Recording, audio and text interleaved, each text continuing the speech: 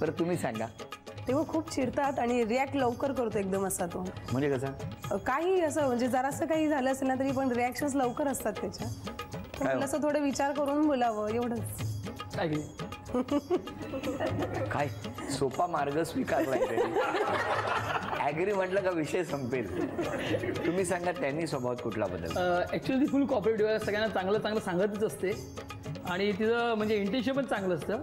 पण सांगण्यात कधी कधी सांगताना ती तो बोलताना तो बोलता गोडीतपणा नसतो, वृक्षपणा असतो. मग त्यामुळे ते म्हणजे करायला जातं एक आणि होते बोलतं. मग ते वृक्षपणा बोलताना गोडवा पाहिजे, बोलताना गोडवा थोडी पाहिजे. प्रयत्न करेन. प्रयत्न करीन या सुरामध्ये किती बोलायचं ते बोला, मी काही करणार नाही असं होतं. नाही असं नाहीये, करेन.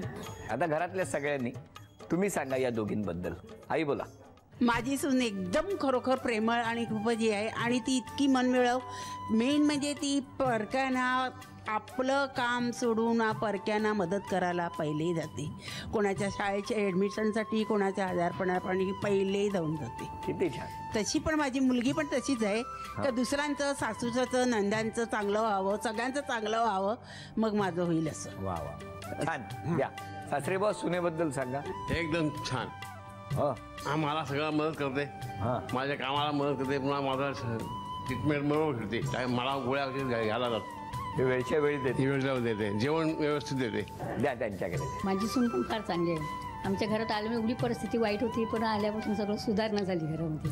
आज आपण फार वेळ सगळ्यांचं बघते व्यवस्थित. Very good. माझी वहिनी खूपच प्रेम आहे. तिला पाहुण्यांची इतकी आवड आहे ना, फोन करून सतत आम्हाला बोलवत असते. आणि खरं म्हणजे तिच्याकडे इतके पाहुणे येतात पण ती कधीच कंटाळा करत नाही. त्यांचं इतकं आवडीने आपुलकीने करत असते आणि सतत सर्वांना बोलवत असते, कधी येणार तुम्ही असं. नाही पण आमच्या दोन्ही वहिन्या आमच्या. असं तुम्हाला सांगू, जेव्हा मला कमरेचा प्रॉब्लेम होता ना, तेव्हा माझ्या सगळ्या नंदानी आणि मेन नंदोईनी सगळ्यांनी मला खुर्चीत बसवलं. आणि छोट्या नंदेच्या मुलीचा बड्डे होता, 5व्या मजल्यावर मला नेलं खुर्चीत बसून. मी काहीच करू शकत नव्हती, म्हणजे अपंग सांगितलं तर चाललं असं. पण नंदेने सगळ्यांनी बिछाण टाकला, मला झोपवलं आणि म्हणलं तू काही काम करू नको, फक्त झोप, पण तू आम्हाला पाहिजे. आणि नंदोईनी सगळ्यांनी मला उचललं आणि वर नेलं. कोण एवढं करणार? तेवढं प्रेम आमच्यामध्ये सगळ्यामध्ये खूप एकी. आणि हेच राहू दे आमच्यावर. आम्ही भले चुलत पण कधीच चुलत मानले ना. आमच्या घरचा प्रॉब्लेम असेल, नवऱ्याचा प्रॉब्लेम, तरी मी नंदांना सांगते फोन करून की असं झालंय असं. आमच्याकडे एवढी एकी आहे. या गप्पा अशाच खरं तर सुरू राहाव्यात असं वाटत असतं, पण वेळेची मर्यादा आहे. आता या खेळात सगळेजण अभिनय करून या दोघींना बक्षीस मिळवून देणार का ते बघायचं आहे. तयार? अभिनय करायचा. सगळ्यांनी ओठांची हालचाल झाली तर मात्र बक्षीस जाणार. नाकावरच्या रागाला औषध काय, गालावरच्या फुग्यांचं म्हणणं तरी काय.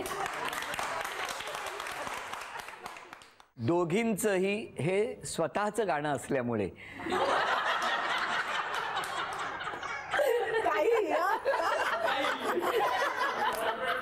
कारण एवढं एक गाणं दोघी पटकन ओळखतायत याचा अर्थ प्रेम आहे तेवढं खूप वाटतं. आणि त्याचबरोबर नाकावरती राग पण आहे.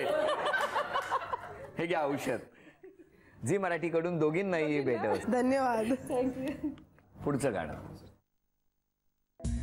बोलले की बात.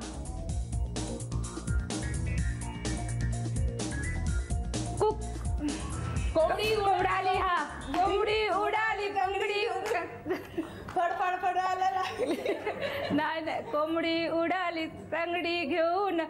अभिनंदन. झी मराठी कडून ही चिंच म्हणा गाणं.